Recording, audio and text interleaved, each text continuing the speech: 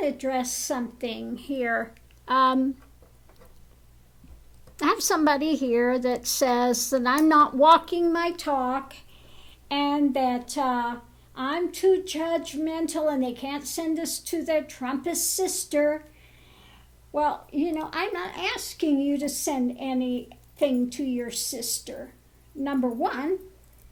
And number two, where is this projection people have that if you're a realized being or if you're a spiritual teacher, that you're just supposed to become a doormat and you're supposed to soothe everyone's ego and pat them on the head and tell them how fabulous they are, to not ruffle anything. So, what I said to this person was, even Christ used strong words. Do you not remember that he told the priests of that time that they were sepulchres of dead men's bones? Okay?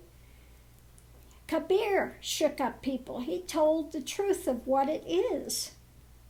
Okay?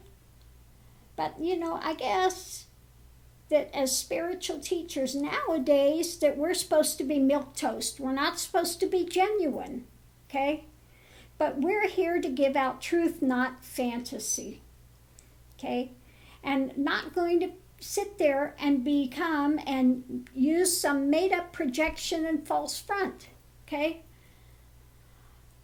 So, why do people make this projection that spiritual teachers are supposed to become someone that's never supposed to say anything that disturbs or causes one to actually encounter what's taking place?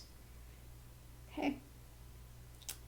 That is part of the path of a spiritual teacher, to cause people to encounter what is there, to come out of their projections, come out of their fantasies. Okay? It's not to pat people on their head and tell them, wherever you're at, it's fabulous. Okay? It's not to entrench and ingrain whatever drama is going on. It's to aid people to come out of it. Okay? So, again, if you want to say, I am too judgmental because I'm speaking the truth of what's there, then good luck with that. Because no, I'm not going to sit here and mollycoddle, false beliefs. I'm not going to tell people that are chasing deep state conspiracies that they're fabulous and that's quite fine, whatever they're chasing. I'm not going to say that. Okay? I'm not going to tell somebody that's in a hell realm that it's wonderful where they're at. And they should keep doing that because, you want to see them come out of it. You want to see them gain peace. You want to see them progress. Okay?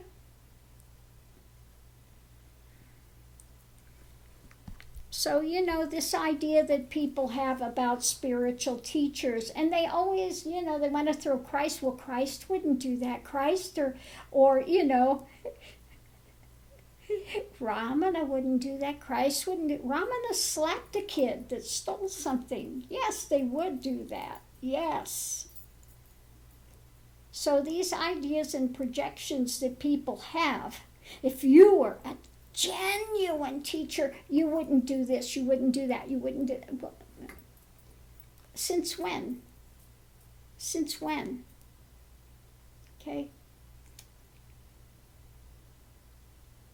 And I love when somebody says, you're not walking your talk because I said something they didn't like. Okay? I'm absolutely walking my talk. When I said I have no hate for anyone, I mean I have no hate for anyone.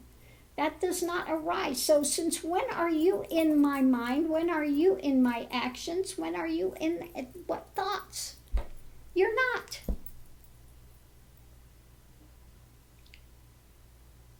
So you might want to look in the mirror, a judgmentalism on your side. Okay?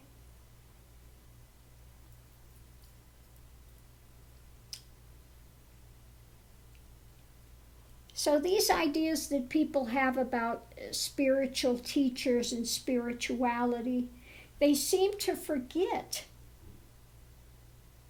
looking back at teachers and, even Christ.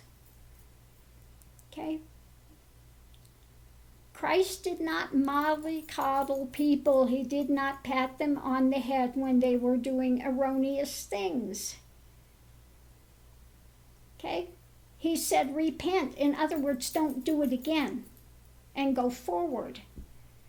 He didn't say, that's okay. You're forgiven. No matter what you do, that's not what he said. You might want to go back and read again what was actually said and what the actions actually were. Okay? He went in and threw out the money changers and said, this is supposed to be a house of prayer and you've made it a place, a den of thieves. Okay? Sometimes actions will be taken. Sometimes, and we're not here to just, say what's somebody, it's going to be soothing to them. No. Again, if you read anything of Kabir, both sides wanted to do him in until he died, and then everybody wanted to claim him. But when he was alive, he was very strong in what he would say. Okay? Because he tried to shake them loose out of their moorings, out of their drama that they were in. Okay? They were genuine. Okay? Genuine.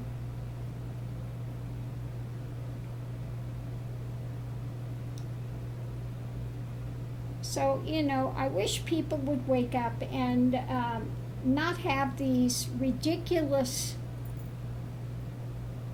ideations about spiritual teachers and what they should or should not do. Okay? They clearly have not looked throughout history at spiritual teachers and what they actually did. They have some, fake projection going, which is unrealistic. Okay? 100% unrealistic.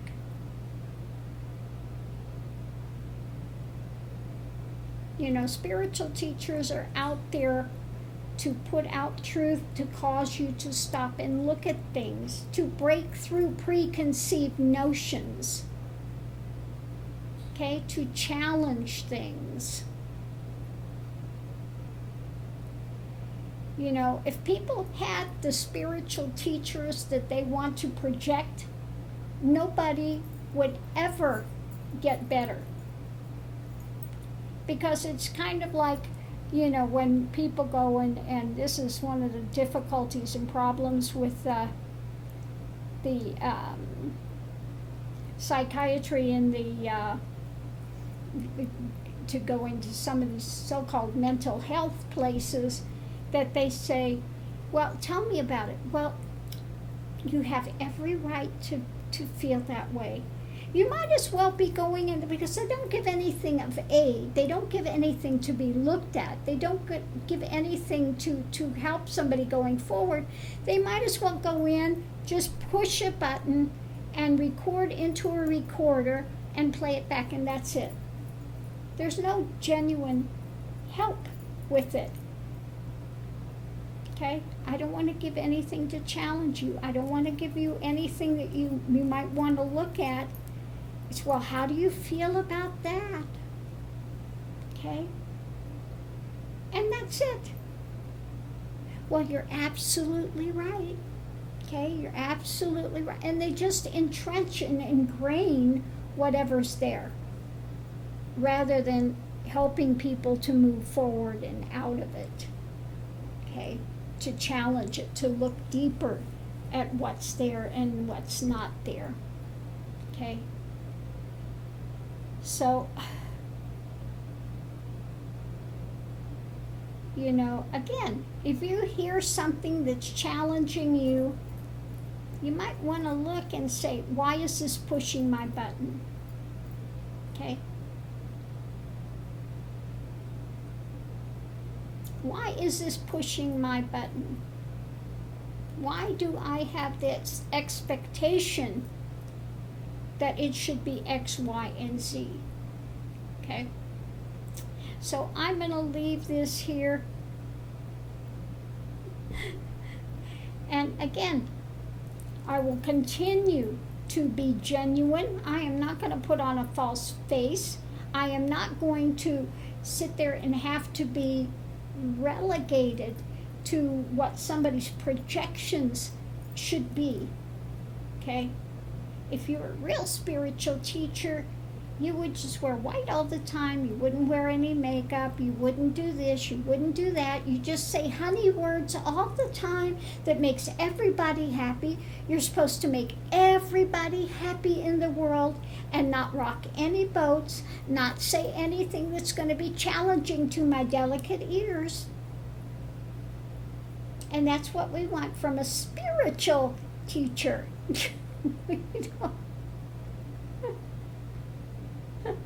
You know what? They don't want spiritual teachers. Okay? They want pre-programmed robots that are going to just pat you on the head and say whatever you're saying, whatever you're doing, whatever you're thinking is perfectly wonderful. You're absolutely right with everything you're doing. Okay? You're absolutely fabulous. Okay? And maybe you are someone that's absolutely fabulous, but maybe you're someone that's in a hell realm of existence. And so sitting there and patting you on the head is not helping one to move forward. It's not. Okay? And any spiritual teacher worth their salt, you cannot please everyone, and we're not here to please everyone. That is not a spiritual teacher's function. A spiritual teacher's function is here to aid humanity to wake up to reality versus their preconceived notions and spins that they've got themselves in. Okay? It's just like this planet is here to challenge you. You come here not to have something, always patting you on the head. It's the same thing, people come on a spiritual path and they think, oh, God's going to be so flattered that I'm paying attention, that He's just supposed to give me everything I want. Okay? It's supposed to be the yellow brick road, and God's going to become like the big Santa Claus and just be so enamored and so flattered that I'm having my attention there, that I should have everything I want. And when it's hard, I'm going to ask why. Why is it so hard? Okay? Because that's the spiritual path. It's hard. It's there to wake you up. Sometimes you have to be shaken to the core before you wake. It's like some people, if they're in addictions, they have to fall all the way to the bottom and hit hard before they're willing to look up and say, no, I'm ready for help now. I want the help. Okay? Because until they want it and they're open to it, they get nothing. They're not going to move forward in their lives. Okay? So that's it.